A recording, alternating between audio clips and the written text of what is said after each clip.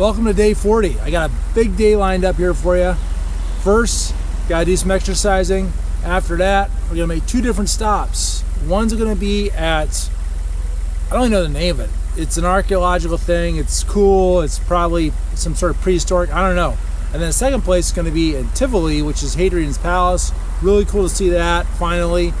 Big on the docket. And then we gotta keep going because we gotta get to our ferry up in Livorno to go to Sardinia. So we're really kind of going from south of Rome, halfway between Rome and Naples, all the way up. But I don't think we're going to do it all today, but that's the plan. Once again, welcome to day 40.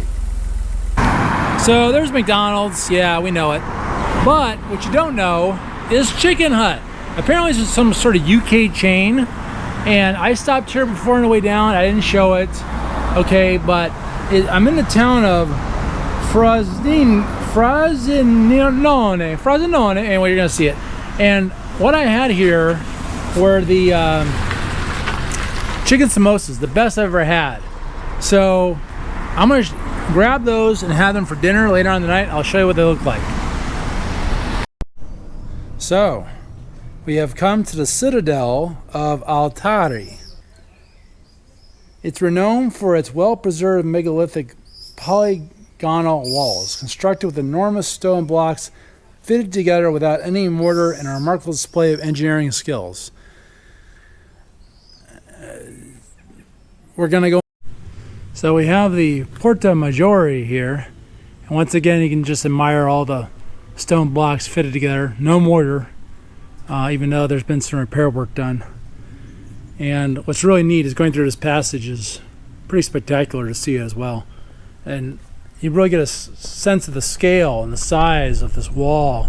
Seeing the precipitous drop here, not even precipitous, but just, I mean, that is just amazing. I don't know how they listed all these back in the place without pulleys, but I can imagine a lot of elbow grease.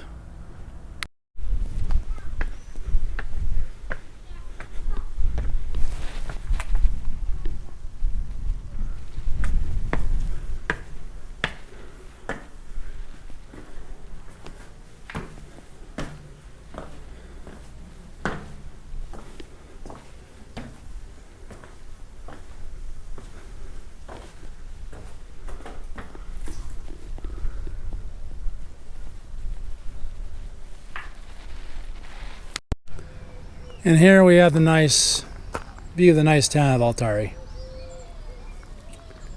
Well, time to move on. So the road we're on just detoured around this right here. And I'm like, oh, that's interesting. Why do we detour around this? Let me show you.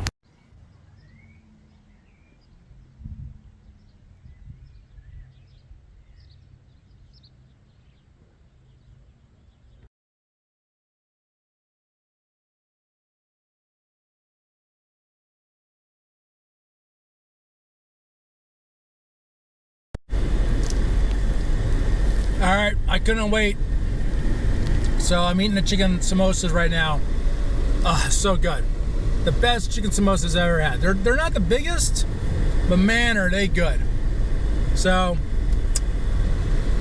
we'll have to find something else for dinner.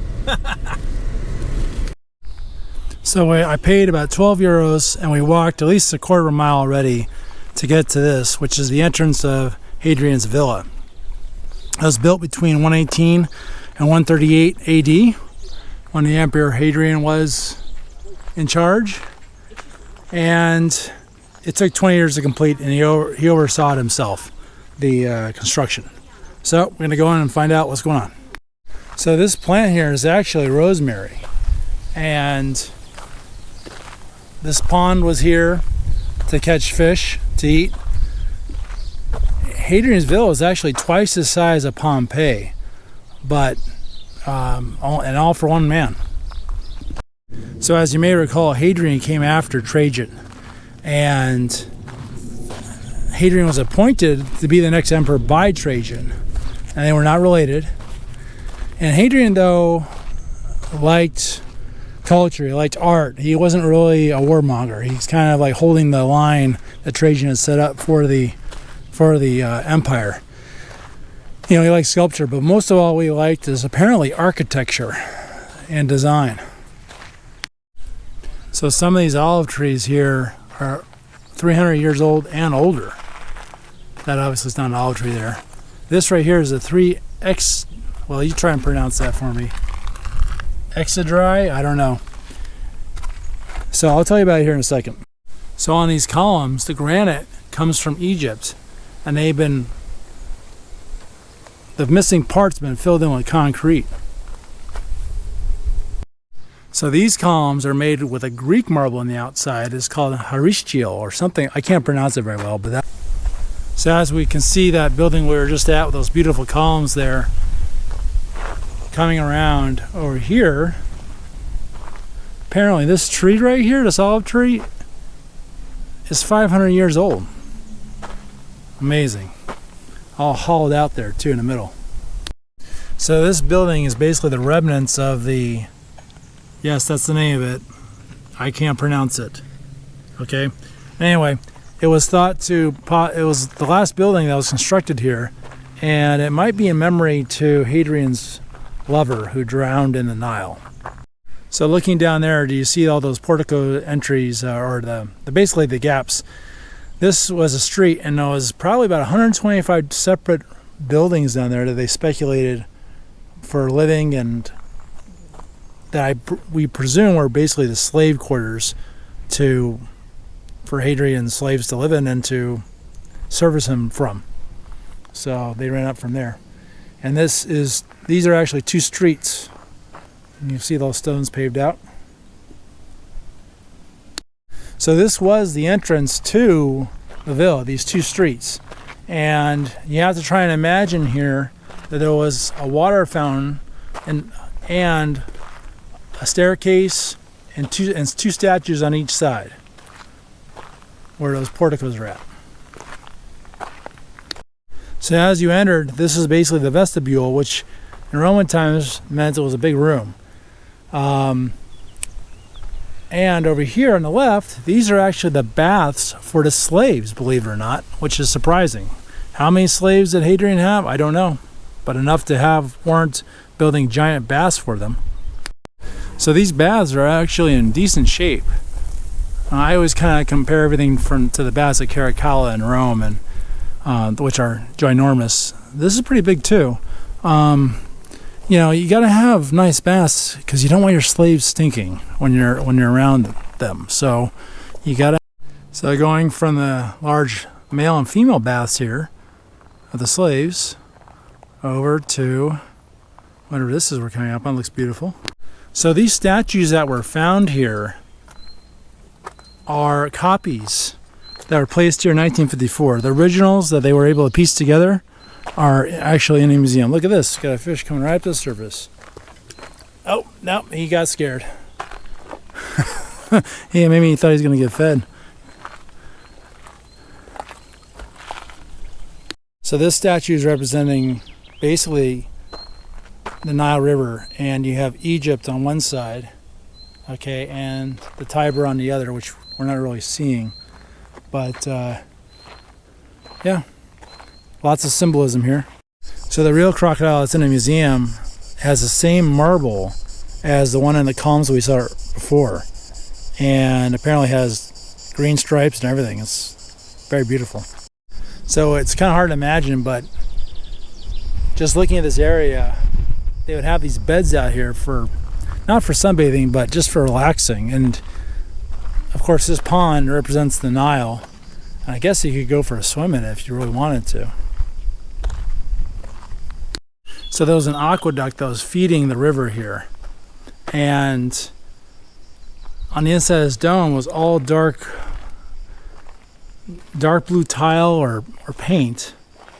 And then down below, it was a bunch of marble, white marble. And the top was supposed to represent the sky.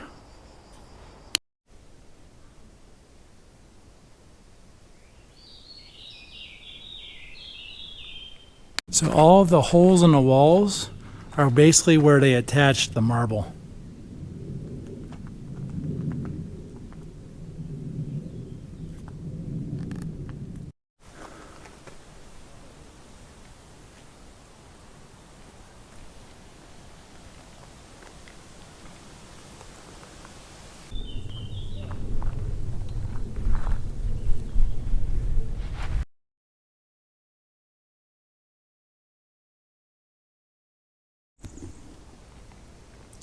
So once again, we're at the baths here, and you can see the original plaster still out there, which is absolutely amazing. I'll try and get a close-up with it with my other camera here for you.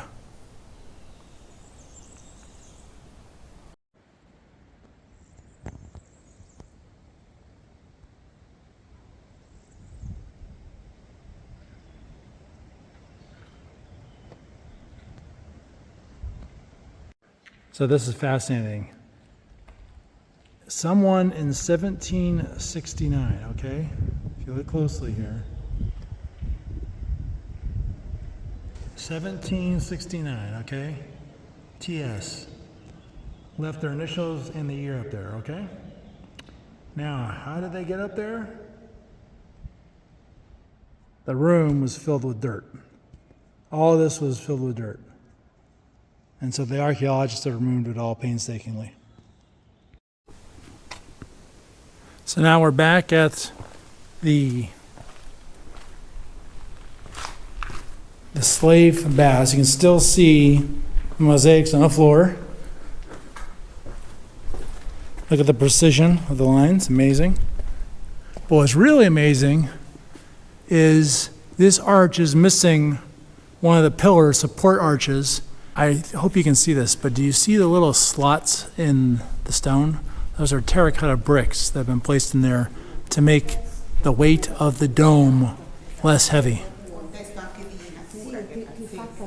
This is the frigidarium, and each one of these, once again, porticos would have a statue. They were able to take 400 statues from this area, from Hadrian's Villa. And this is a cold water bath. And so once again, we have herringbone outside for the giant gym area, which is right next to the slave bath area. What's also amazing is that there's about 3 miles of underground passages underneath the villa, and that was for the slaves to move back and forth without disturbing the emperor. So this is known as the Golden Square because gold, alabaster, ivory, all kinds of things were found here. And in the middle, instead of seeing grass, would have been a huge fountain there.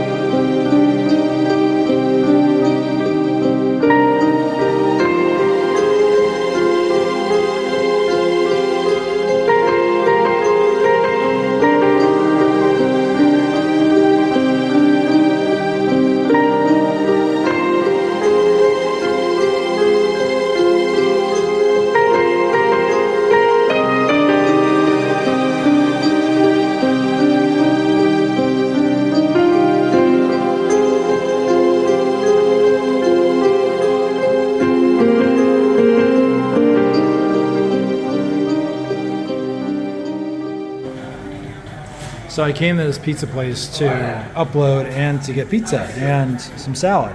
And here's the thing, you're looking at a miracle here because you can get water in a glass. You got to ask for it. It's got to go through like 9 different interpretations just to get it. But if you notice, it's missing something. There's no ice. It's 90 degrees outside. I walked around that villa for like 3 hours or whatever and walked here for 10 minutes and you can't get ice. They don't have ice. Trying to get a cold drink in Italy is like asking for a miracle. All right, so this is the salad, the bresaola, and it's looking really good. I'm impressed. Look at that pizza. That looks great. Finally, a good place that does really good pizza. So it's got walnuts, prosciutto, potato, I think pesto. Not 100% sure what the green stuff is, but it's good.